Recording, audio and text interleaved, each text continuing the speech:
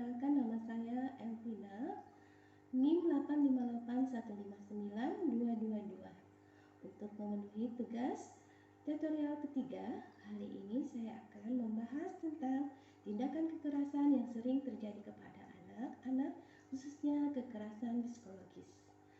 Kekerasan psikologis yang disebut juga sebagai kekerasan emosional, kekerasan fisikis, atau kekerasan non-fisik. Berdasarkan Undang-Undang Perlindungan Kekerasan dalam Rumah Tangga, kekerasan psikologi adalah perbuatan yang mengakibatkan ketakutan, hilangnya rasa percaya diri, hilangnya kemampuan untuk bertindak, rasa tidak berdaya, dan atau penderitaan psikis pada seseorang. Berikut ini adalah berapa perilaku yang dianggap sebagai kekerasan psikologis pada anak.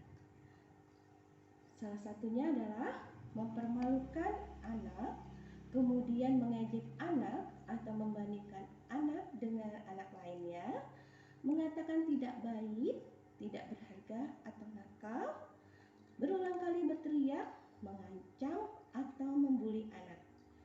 Kemudian mengabaikan atau menolak anak sebagai bagian dari hukuman. Membatasi hubungan fisik dengan anak, seperti menolak berpelukan, mencium, atau tanda afeksi lainnya. Kemudian membiarkan anak berpeluang menjadi korban kekerasan dari orang lain seperti orang tua, saudara kandung, atau bahkan binatang peliharaan.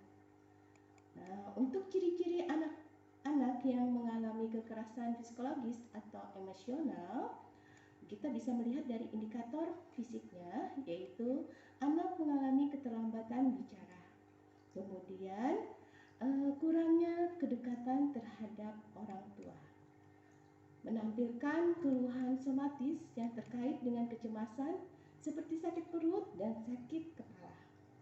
Untuk indikator perilaku, anak akan menunjukkan hal seperti ini: penuh rasa takut dan cemas melakukan kesalahan, takut dinilai, kemudian menarik diri secara berlebihan, tidak bermain seperti anak-anak lain, membicarakan diri secara negatif, tidak terlihat lekat dengan orang tua atau pengasuh, menampilkan perilaku yang berlebihan seperti menurut pada satu waktu dan menuntut pada waktu berikutnya, terlalu pasif atau terlalu agresif, memiliki perkembangan emosional yang terlambat, ditampilkan dengan terus menangis, terus merengek, memukul, dan tantrum dan menggigit.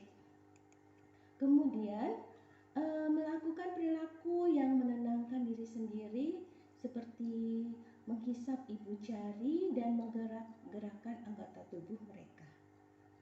Terus untuk ciri yang lainnya adalah berperilaku terlalu dewasa seperti menasehati dan merawat anak lain, datang ke sekolah sangat pagi dan menolak untuk pulang, memiliki masalah belajar, menolak untuk bersosialisasi dan destruktif, menjadi korban atau pelaku bullying, melakukan perilaku menyakiti diri sendiri, atau bahkan mencoba untuk membunuh dirinya sendiri, makan secara berlebihan, atau tidak makan sama sekali. Untuk penanganan kekerasan psikologis pada anak yang dapat dilakukan dengan beberapa cara, di mana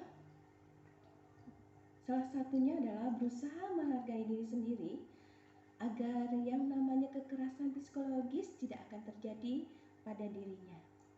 Meyakinkan korban bahwa tidak akan terjadi kekerasan psikologis jika seseorang terdekat menyayangi dirinya, dan bahkan seseorang yang menghormati tidak akan melakukan kekerasan psikis terhadap dirinya.